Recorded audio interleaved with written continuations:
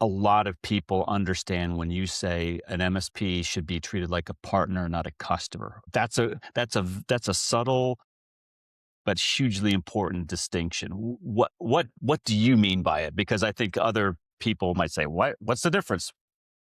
Listen, I think it's easy to put a product with a set of feature and functionalities that solves a problem in front of an MSP and then they can acquire it from us.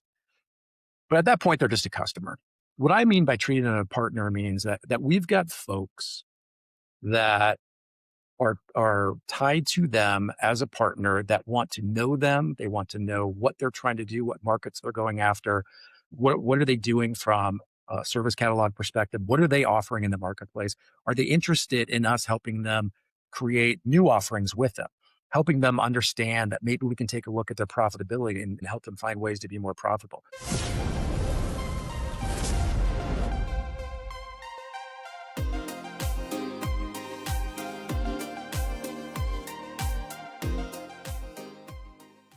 Hello, everyone. Welcome back to the MSP Zone podcast. I'm Charles Weaver. Today, we're going to tackle a topic that I keep coming across over the last couple of years specifically, which is a lot of you may be familiar with a company called LogMeIn and all of the many, many products that LogMeIn had created and acquired over the years. And well, maybe not so much overnight, but that brand has been rebranded into GoTo, a whole new company, which is doing some pretty exciting stuff, not just in technology in general, but specifically for MSPs. So that's why we are having this podcast. Now, a quick promise, this is not going to be a vendor pitch, but this is going to be a legitimate kind of historical review of a brand and a set of products that has been out there for quite some time, being legitimately used by a lot of MSPs. And just to catch up with that company and to figure out, where did they come from?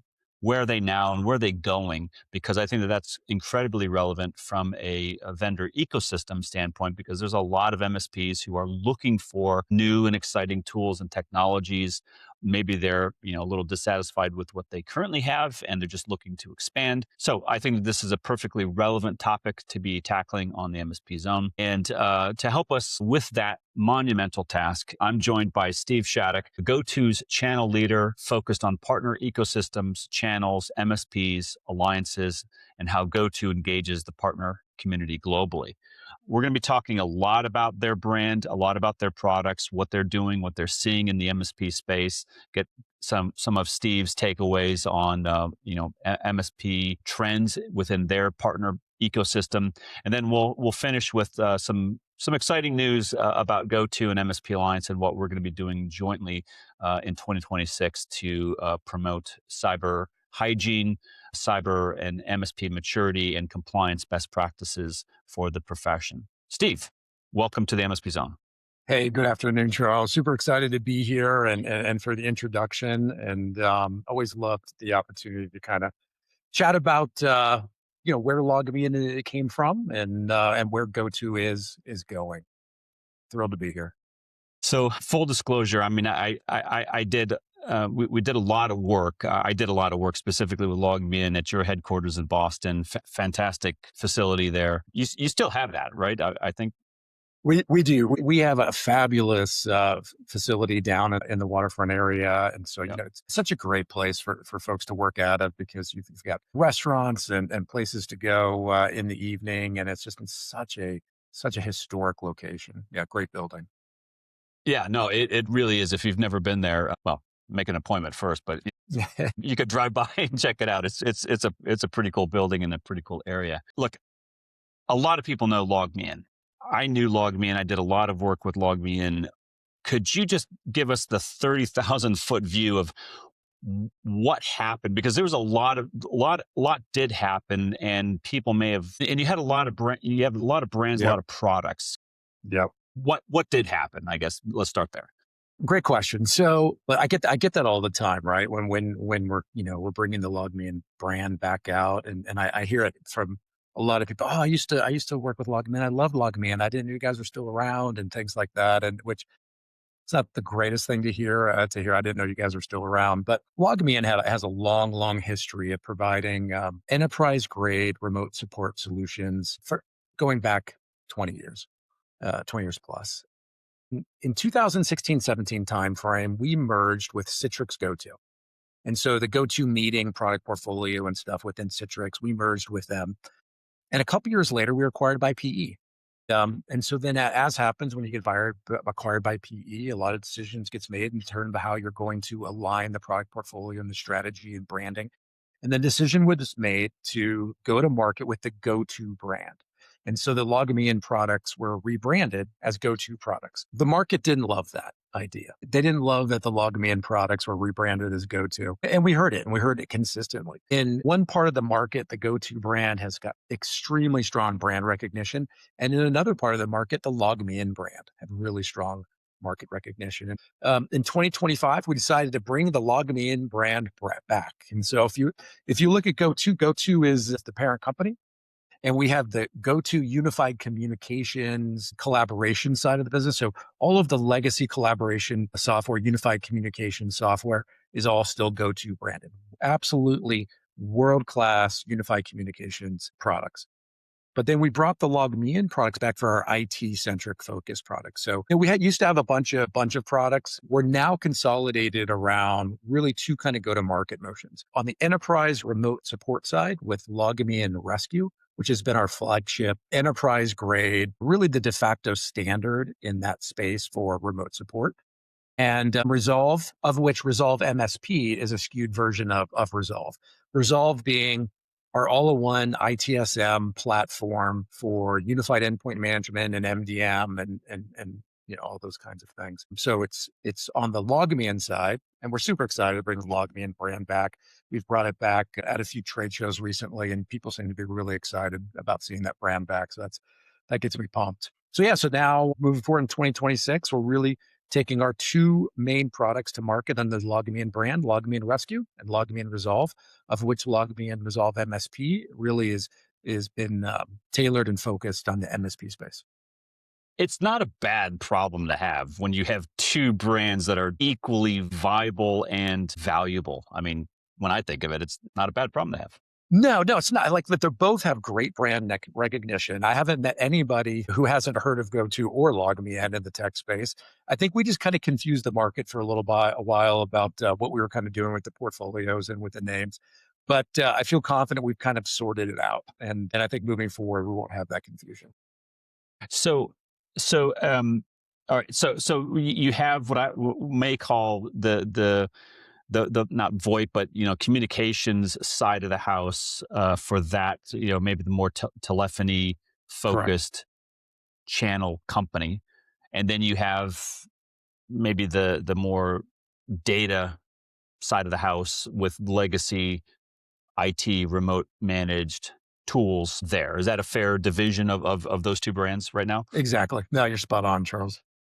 Yeah. Password management. Dare I ask, did you spin that off or is that still with you guys? Nope, we spun that off. So LastPass was spun off, and they're now operating successfully on their own. But that was before my tenure here. But yeah, password management with LastPass was spun off. Got it. Because I know, yeah, I just, for the record, just making sure everyone's on the same page. When you've always had a channel program, right? You've always been a very solid channel organization. What, if anything, has changed in terms of GoTo's or LogMeIn's Yeah, approach to the channel in 2026?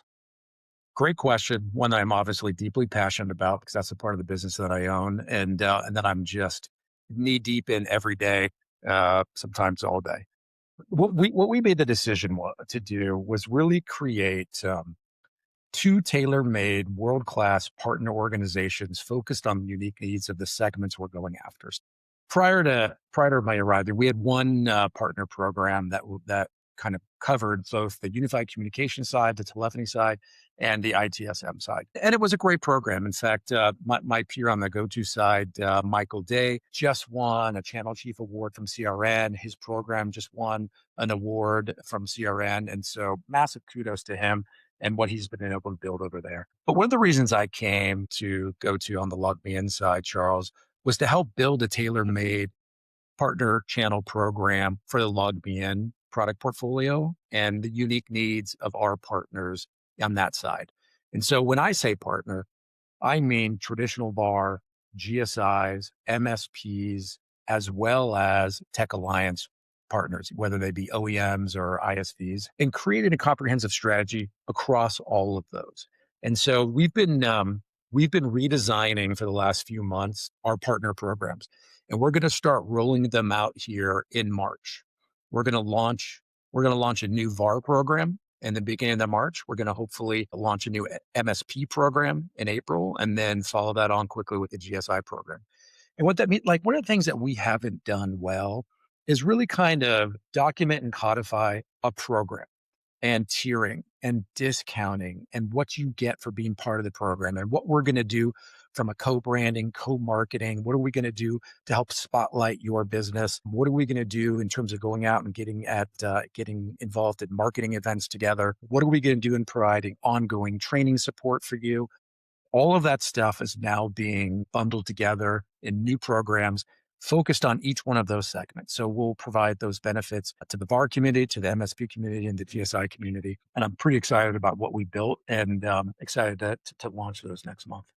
Who would you, because I understand you could have some variances between, let's say, the VAR or a system integrator, Mhm. partner. From an MSP standpoint, who are you really targeting? Are you enterprise? I mean, I know that some of your tools have been kind of enterprise grade, but how would you classify your 2026 MSP kind of target ambitions? Great example. I think where we're trying to meet the market right now, and we've got a great tool on our website that talks about the MSP maturity model. And there's some great free content on there for folks to go and kind of take a look at like how we look at the maturity of an MSP. And what we want to do is try and meet them where they are in their journey. I would say right now, where we've had an awful lot of success, Charles, is on the emerging and the growing MSP.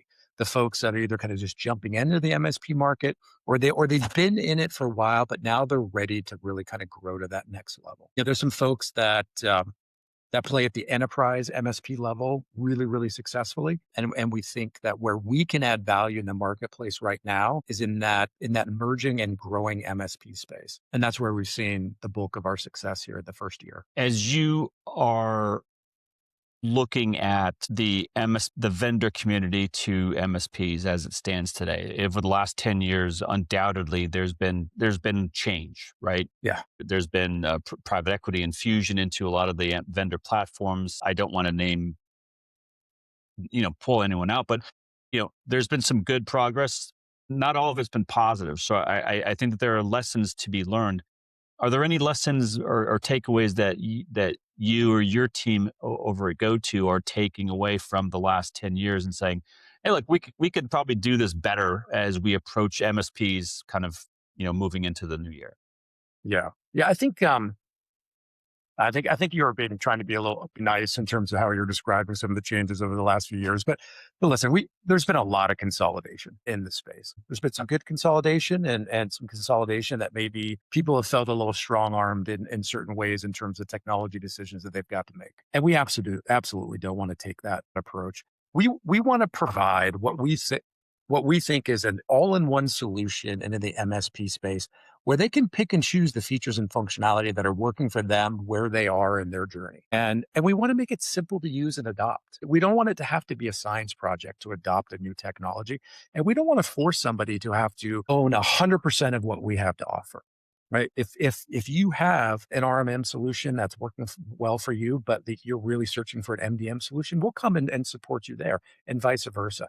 And then hope to add in some of our other value added features if they make sense, if they help you become more profitable, if they help you become more competitive, if they help you be a better MSP, then we want to be a part of that. We want to do everything with extremely high security. I think more and more and more the MSPs are now responsible for the IP and data security of their clients. And there's different levels of expertise at the MSP space on how to do that. And so we want to incorporate that into our tooling. So you don't necessarily have to be a security expert to be able to deliver secure solutions to your customers. And we want to do all that on the back of our 20 plus years of just providing enterprise reliability. But we don't want to strong arm anybody. We want to bring solutions that are easy to consume, easy to use, and then add value. That's really where we're kind of seeing it. And we are seeing a bunch of tool consolidation, and some of it is is beneficial for the MSPs because they're seeing value in consolidating tool sets. Some of it maybe they're being pushed into it, maybe not seeing the value. And we want to always continue to have some flexibility and openness about how we meet our MSPs needs. We want the MSPs to really enjoy doing business with us. We want to provide continued. One of the things that I think is unique about us is that we provide a white glove onboarding experience. We take that very seriously. We have a dedicated team of customer care specialists that help onboard each and every MSP, and it doesn't matter how big or how small you are. You get the same attention to detail from this white glove team, and that team will stay engaged with you the life cycle of your relationship with us forever. So it's one of the things that we're trying to bring to the market from a unique way, and just have people be really thrilled and pleased about partnering with us. Yeah, no, it's great. A if I assume incorrectly, let me know. But I I might I might guess that GoTo has quite an extensive partner community of non MSPs that may today or in the last few years or maybe even in the next coming years are saying, wow, we want to get into managed services. How do we do it? Is that an accurate statement, first of all? Absolutely fair, and it's interesting because when we look at the reseller, the VAR community, the MSP community. We see both communities doing both motions, right? We have MSPs that like to do a little bit of reselling, and we have resellers that like to do a little MSPing, and we have big resellers that like to do big MSPing. And so like I said, we want to meet folks where they are. And while our tailor-made product for MSPs is Resolve MSP for ITSM, and there's no reason why we can't also meet an MSP who wants to provide remote support services in an MSP fashion. We're providing that and working with folks to do that every day.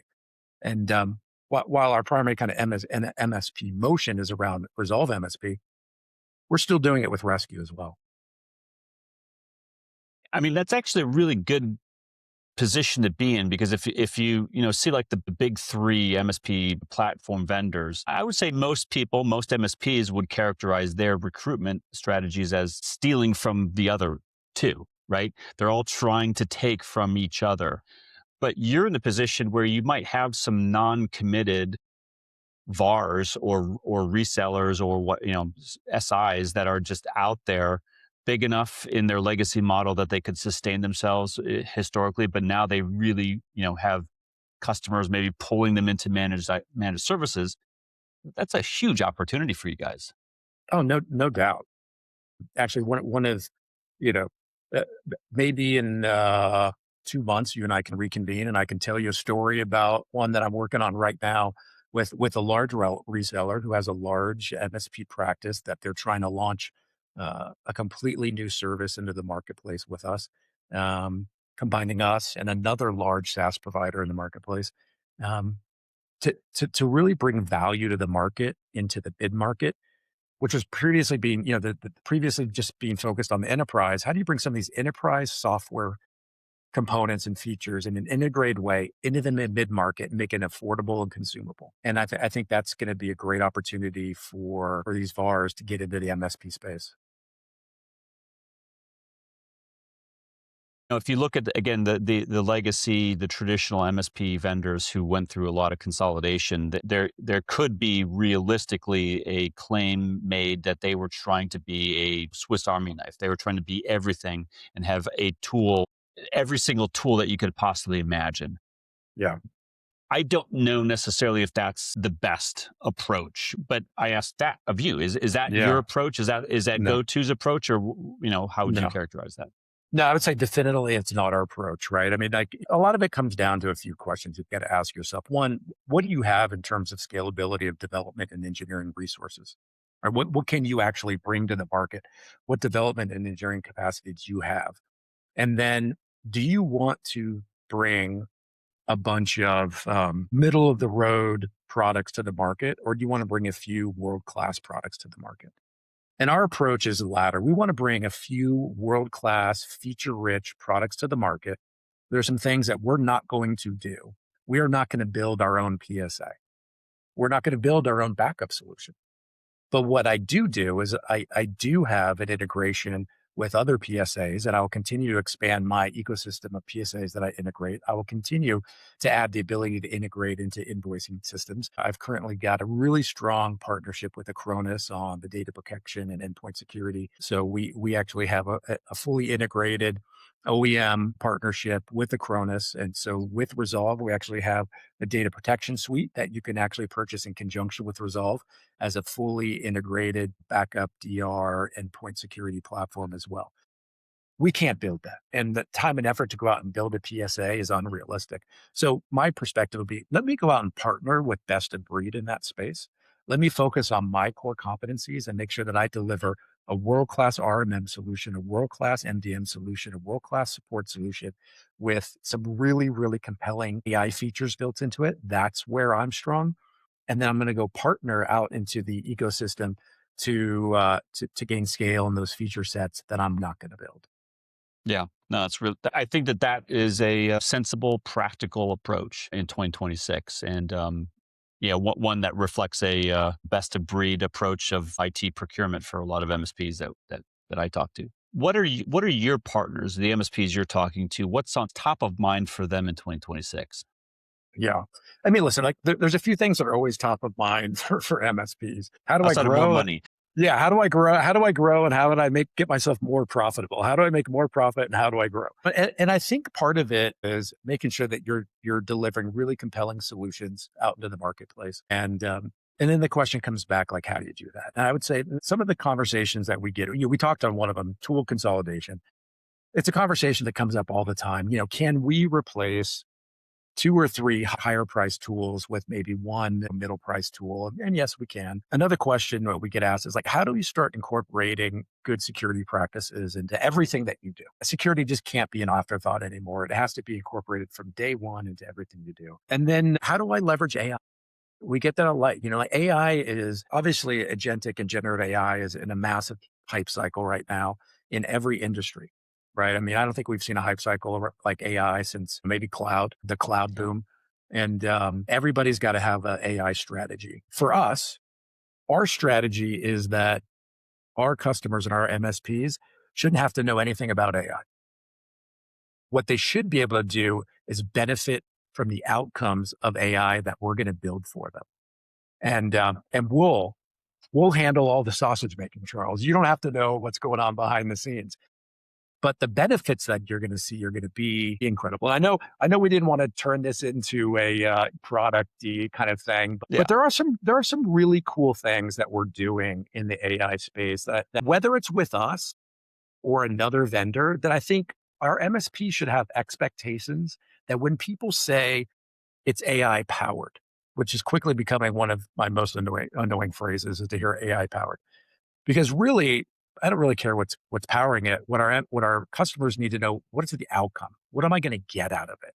And you could power it with whatever you want, right? But like really what I'm buying is an outcome. And so some of the things that I think MSPs should expect from their vendors are AI technologies that help them be more efficient and save time and just get better at the job. And to that end, like there's a couple things we're doing. They're just super neat. And I won't sell you on them too hard, but just things that folks should think about. One is AI reporting. We added this thing called dynamic insights, Charles, that is just, it's so incredibly cool because it allows our MSP partners to just use natural language to tell Dynamic Insights what it wants to see from a reporting perspective.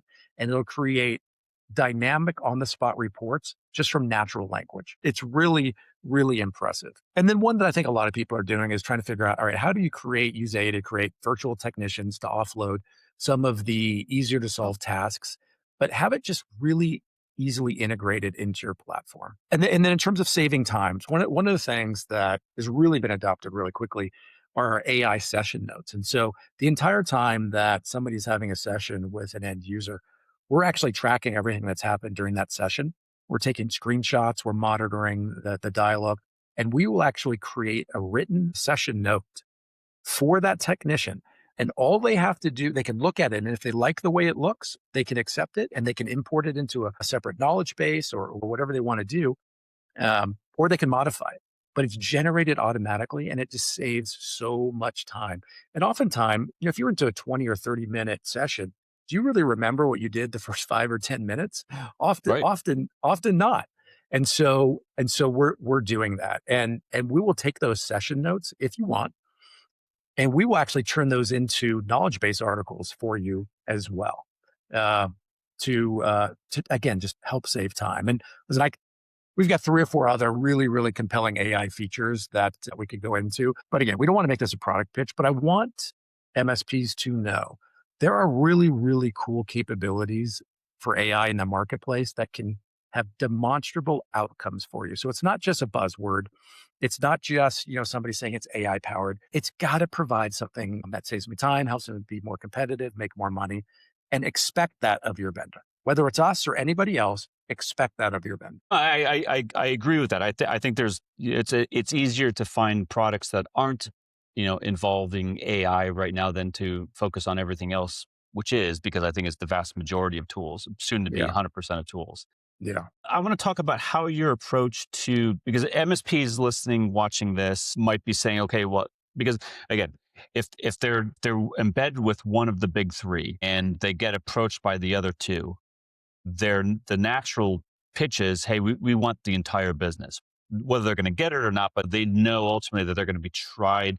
They're going to try to get them away from their platform of choice and then get onto a new platform where everything is just replaced. If that's not the go-to approach, what would you say your pitch is to an already committed MSP that's in one of those ecosystems, if that makes sense? Yeah, absolutely. So listen, if somebody wants to allow me to rip and replace their entire ecosystem and put on my platform, of course, I'm willing to do that. But that's a lot of work. And that can be a big, big headache, and that can take a lot of time, and you can inject risk into your operations. And so what we want to do is come and be really consultative in our approach to conversation, to understand what's working for you, what's not working for you.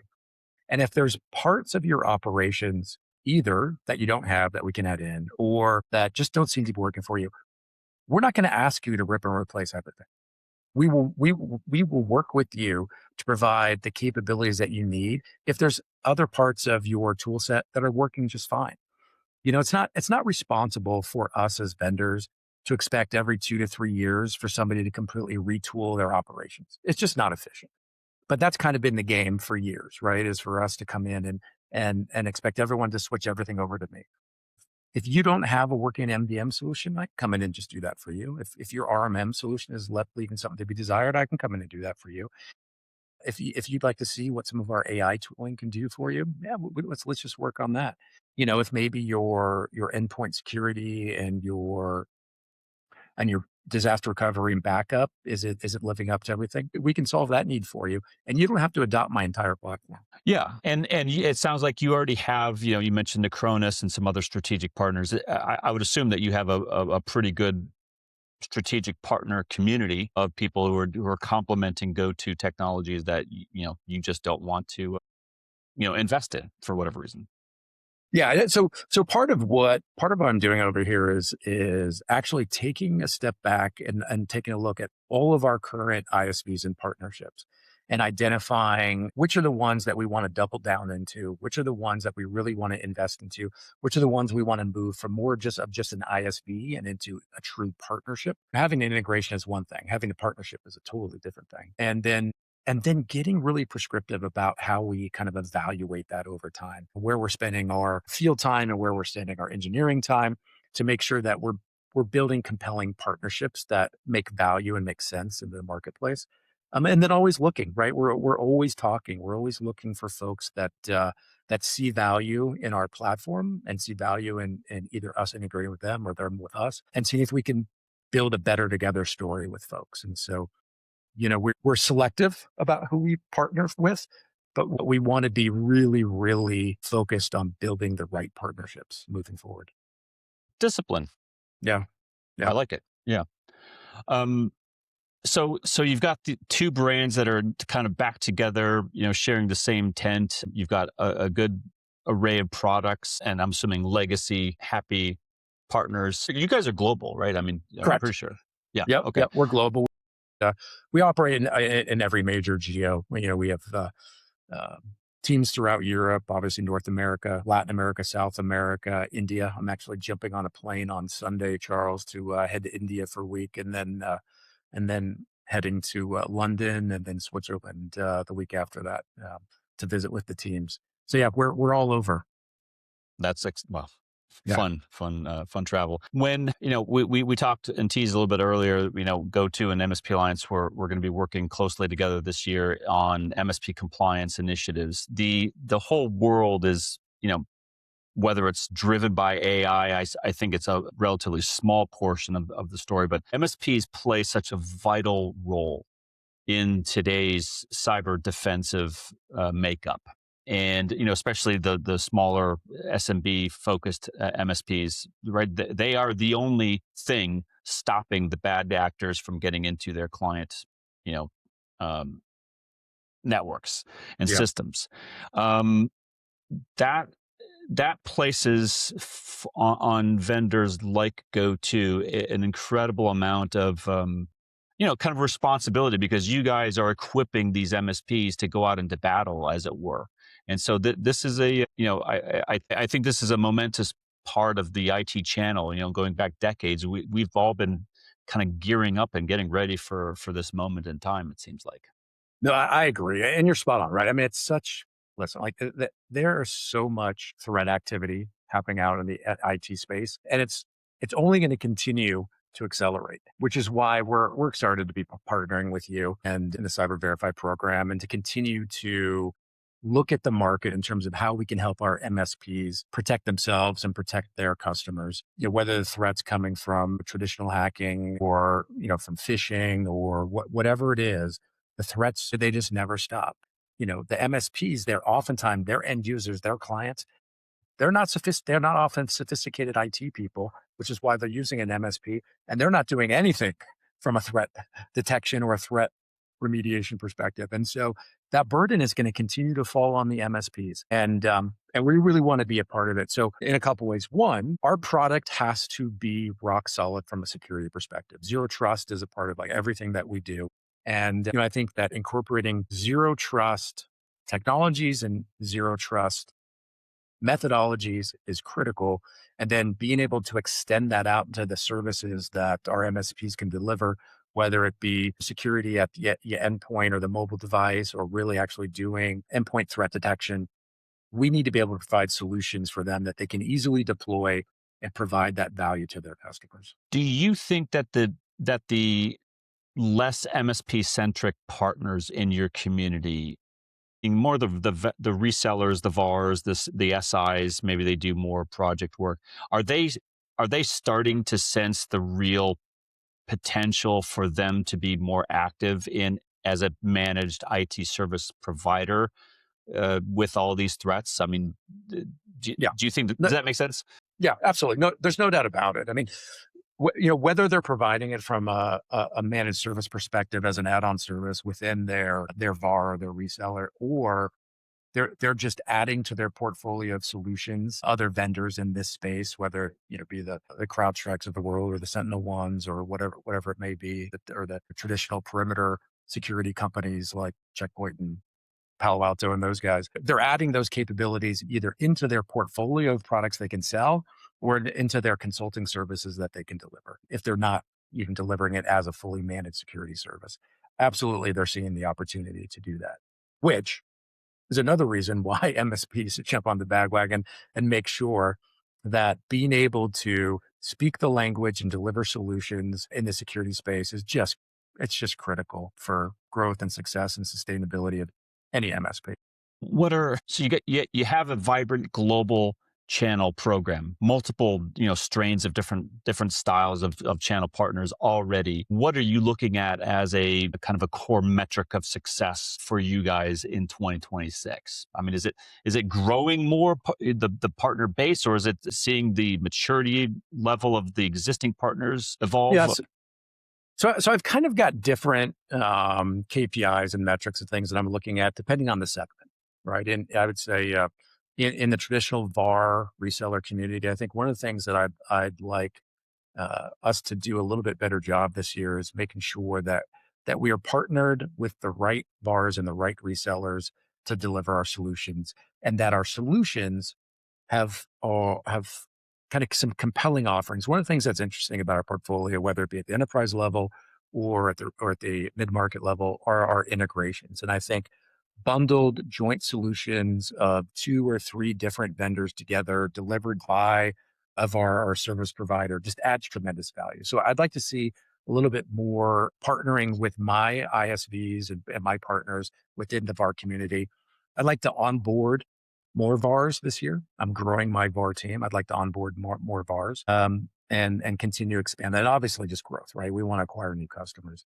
In the MSP space, I've completely revamped a bunch of things. One, we're revamping the whole program, but I've completely revamped the coverage model as well in terms of how we actually sell and maintain and support MSPs. Before, we had a single team that was responsible for acquiring MSPs, maintaining MSPs, taking care of them. We've now separated that activity to folks that really understand what it takes for an MSP to acquire our software and adopt it on the front end. And then we have another team that will manage the life cycle of that customer from an expansion and a growth perspective and helping to become more profitable, partnering them with on marketing events, helping teach them about all of the different products in our portfolio and see which ones might fit into their go to market. So have a team that's really just there on the care and feeding. And then we have a new dedicated team that's going to be helping on kind of the post sale support side for MSPs when they run into technical issues. So we're really revamping everything. The program's going to be revamped. The incentives are going to be revamped. All the benefits we give to our MSPs.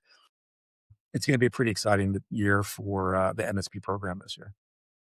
I mean, that's an understatement. I mean, I mean, this is a long time in the making coming to Yeah, this moment. It seems like. yeah. I've been burning the candle for the last few months since I joined, just trying to evaluate all the programs and see what we can do to make them more compelling. So we're pretty excited No, about where we are. that's amazing. Yeah. I think MSPs are just, they want to be treated well. They want to have technology that works. They want to have a vendor relationship that is a two-way street. I Yeah. think these are kind of just fundamentals of a good MSP channel program. And I think one of the things, if I'm candid, like I'm not sure we treated MSPs as partners last year. We might have treated them a little bit too much like customers, and we started to make the pivot. And I've restructured the teams in North America and in EMEA to really be focused on the fact that it's not just about acquiring MSPs as customers. That's important, but it's being invested in their growth and their life cycle to help them get to where they want to be. And so that's where I've invested in terms of building out the team is really in that helping them grow and expand their business. I don't think a lot of people understand when you say an MSP should be treated like a partner, not a customer. That's a subtle but hugely important distinction. What do you mean by it? Because I think other people might say, What's the difference?" Listen, I think it's easy to put a product with a set of feature and functionalities that solves a problem in front of an MSP and then they can acquire it from us. But at that point, they're just a customer. What I mean by treating them as a partner means that we've got folks that are tied to them as a partner that want to know them. They want to know what they're trying to do, what markets they're going after, what are they doing from a service catalog perspective? What are they offering in the marketplace? Are they interested in us helping them create new offerings with them? Helping them understand that maybe we can take a look at their profitability and help them find ways to be more profitable. Maybe we can actually spotlight them on podcasts like this. Maybe we can spotlight them on our website. Maybe we can have them we can sponsor them to speak at events and we can highlight their successes in the marketplace. But be really invested in what it's going to take to help them grow. Obviously, their growth is potentially critical to us as they Sure. grow. Hopefully that's business for us. But when we get focused on just selling a product as opposed to focused on them as a partner, I think we lose sight of what's important. Not just transactional, but long-term Long term, relationship synergy. every large MSP started small. Every single one of them, 100% of them started small, right? So we want to be there for that journey. We want to help them grow. Very exciting. Yeah. So you've got partner programs launching imminently, like next month, maybe Yep. April. Yep, Yeah. we're gonna Okay. we're gonna launch. We're gonna start with VAR, the new VAR programs, then followed by the MSP programs. then the GSI program, and then the Tech Alliance partnership program. And if people are interested in learning more about what you guys do, take a look at your products, where should they go online? The go-to website? Yeah, so you could go either, right? So we have we brought the LogMeIn brand back. If you're really interested in seeing what we're doing with like LogMeIn, just hit up LogMeIn and then you go from there. Or if you want to see the breadth of the portfolio across unified communications and the LogMeIn portfolio, you can go to the GoTo website. I think we're going to be doing some pretty cool stuff in 2026, and we're really happy to be working with GoTo and your team. And yeah, I'm just super thrilled about everything. And thanks for giving us this kind of update because, like I said, you guys have been around forever, and you have a lot of legacy tools that people probably like. Oh yeah, I know those tools. I probably use those Exactly. tools, and but you've had some pretty curious brand evolution, but all for the better. No, I think we're at a fun spot right now, right? I think that we've got a lot of clarity in terms of like what we're trying to do and what we're trying to bring in the marketplace. And now 2026 is kind of going to be a year of execution, right? Like let's roll out the programs, let's start growing the partner communities, and let's continue to grow this business. Very exciting stuff. Steve Shattuck from GoTo, thank you for coming on to the podcast. Keep us posted on everything that you guys are doing. It'll be exciting to see this execution of strategy, and wish you all the best this year. Charles, I appreciate it, and it was really timely for me given all that's happening. So I appreciate the time. Sounds good.